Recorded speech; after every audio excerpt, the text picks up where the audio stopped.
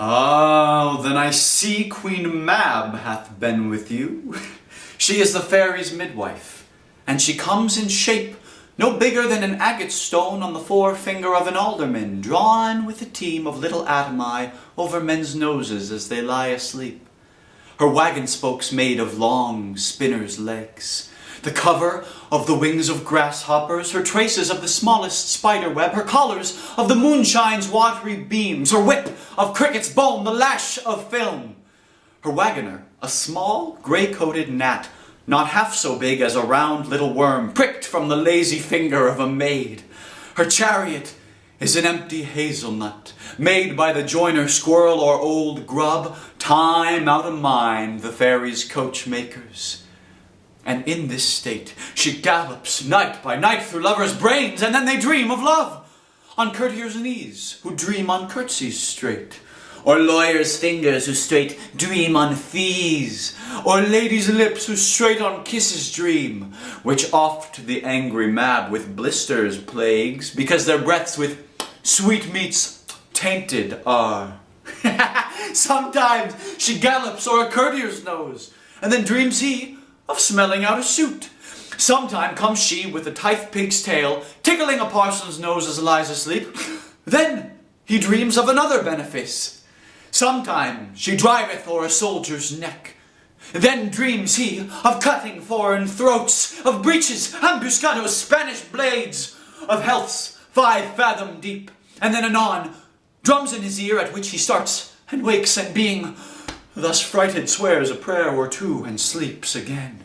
This is that very Mab that plats the manes of horses in the night, and bakes the elf-locks in foul sluttish hairs, which once untangled much misfortune bodes.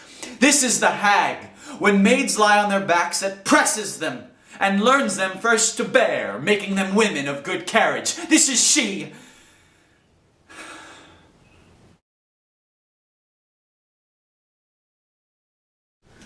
My liege, I did deny no prisoners, but I remember when the fight was done, when I was dry with rage and extreme toil, breathless and faint, leaning upon my sword, came there a certain lord, neat and trimly dressed, fresh as a bridegroom, and his chin new reaped showed like a stubble-landed harvest home. He was perfumed like a milliner, and twixt his finger and his thumb he held a pouncet box, which ever and anon he gave his nose and took it away again, who therewith angry when it next came there took it in snuff, and still he smiled and talked. And as the soldiers bore dead bodies by, he called them untaught knaves, unmannerly, to bring a slovenly unhandsome course betwixt the wind and his nobility.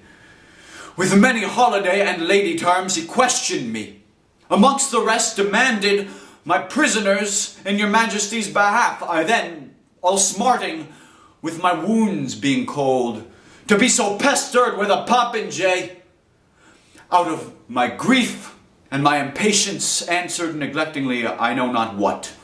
He should or he should not, for he made me mad to see him shine so brisk and smell so sweet, and talk so like a waiting gentlewoman of guns and drums and wounds. God save the mark!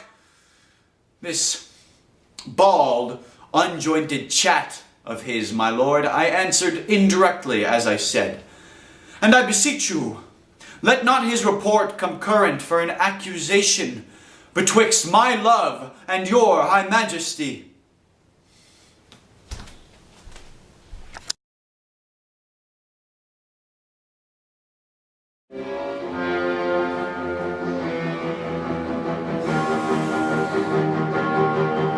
I gotta get ready before she comes. I gotta make certain that she won't be dragged up in slums with a lot of bums like me.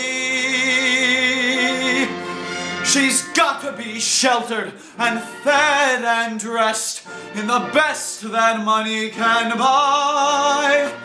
I never knew how to get money, but I'll try. By God, I'll try. I'll go out and make it, or steal it, or take it, or die.